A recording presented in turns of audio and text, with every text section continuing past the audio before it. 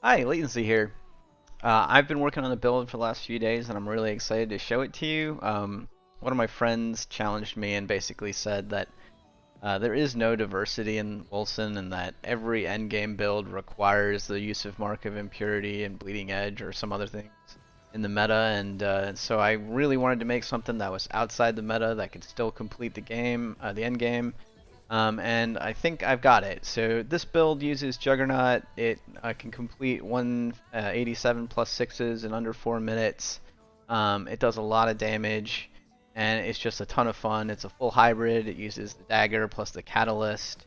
And that all said, I will admit that I don't pay a ton of attention to everybody else's builds because I like to try and figure it out on my own. So if somebody else has come up with a build like this already, I'm sorry, didn't mean to steal it, but I have thought about this independently, and so I hope you can appreciate that as well. Anyway, I hope you enjoy it, and if you like it, let me know. If you don't like it, or if you find ways I can improve it, let me know that too. Oh, I should also say it can hit for I think over 150 million. As you saw there, it just one-shot the end game guy there. This time wasn't great, but I think I just wanted to show you the total damage there. Yeah, 178. All right, now that you've seen the build in action, let's actually take a look behind the scenes, see what's going on here. So in terms of attributes, you want toughness because toughness raises your force shield, and higher force shield means more juggernaut damage. You also want to focus on critical damage and critical chance. Those are both very important for those big explosions. We don't care at all about resistance. Our survivability comes from getting health globes and from having the branded burst passive. Speaking of passives, let's take a quick look at them. Branded burst, like I said, gives us defensive capabilities so that we don't get one shot, and this holy gift is actually critical because it gives us these health globes, and I believe it's the only passive node that gives us health globe generation. I love this build because it is super efficient and it's all on one side, and we get to use all these outer rings. Super cool.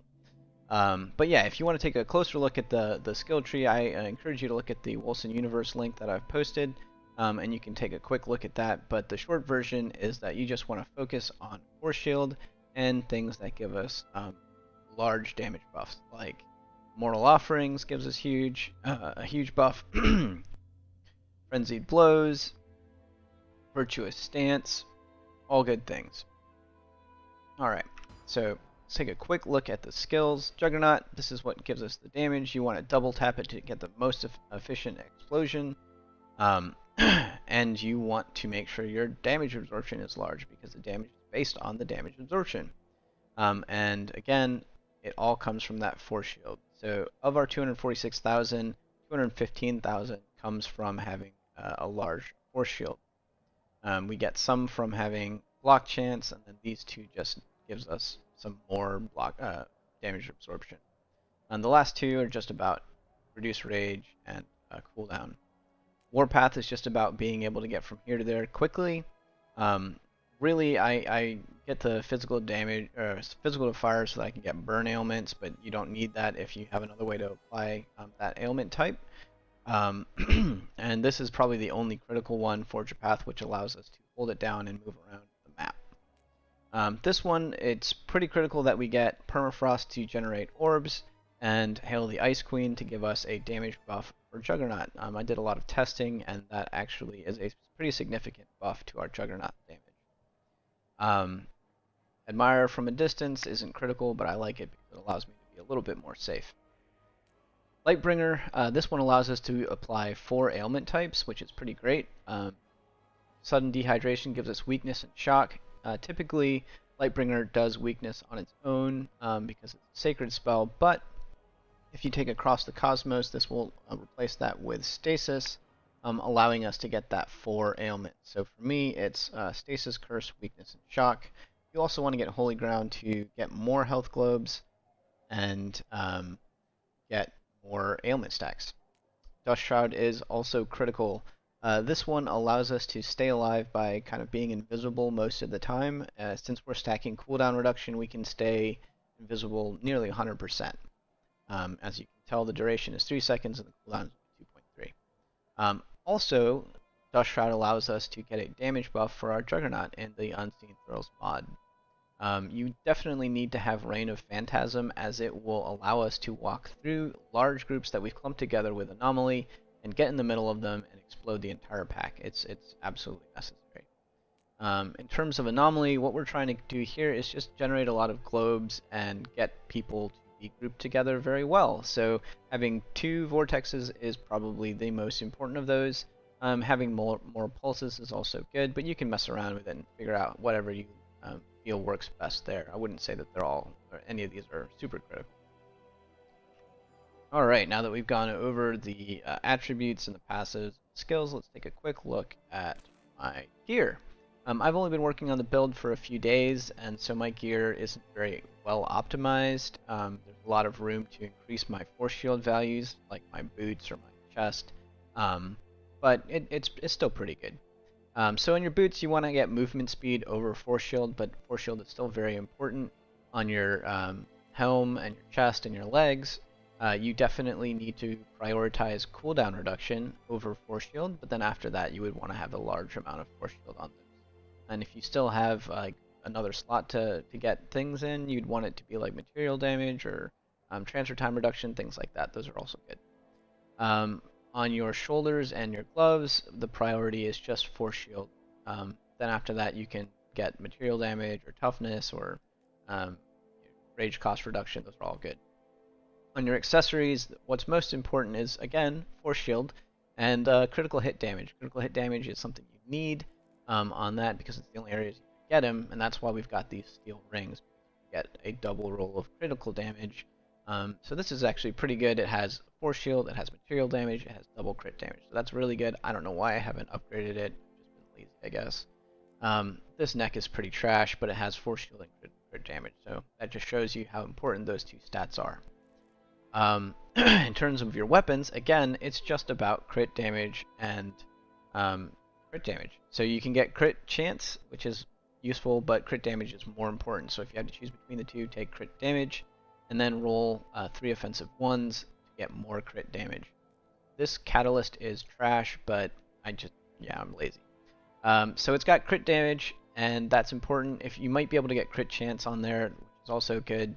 And then you want to get less than 72% transfer time as a base, because you'll just need to be rolling that off in your support sockets. The ideal catalyst will be 3 defensive 3s for an extra 3,000 force shield, and then you can get the transfer time reduction from your accessories because that'll be easier. And accessories don't roll with defensive slots, so if we're talking about min-maxing, you want 3 defensive 3s. The reason why I threw a block chance in there is not anything important. It's just that I wasn't going to be rolling my catalyst, and for a defensive 1, the block chance actually increases our absorption just a little bit, so more damage. Alright, now that you have a pretty good understanding of how the build works and what goes on behind the scenes, let me just run through a quick 187. I'm not really going to be focused on doing it super fast, but just want to give you an idea of what goes into the skill rotations. I'm really looking at the stuff that I'm getting. As I said before, I'm not like great at the game, so I'll probably die a couple of times, but let's have fun.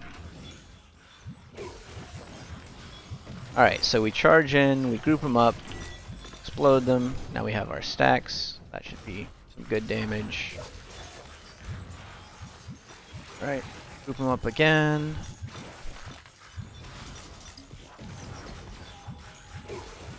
Freeze them. Let's actually apply more ailments here. Blow them up.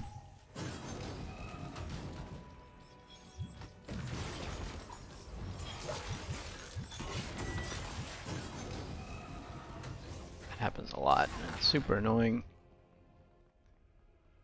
Alright. Use your potions to get your warpath going. There's nothing here.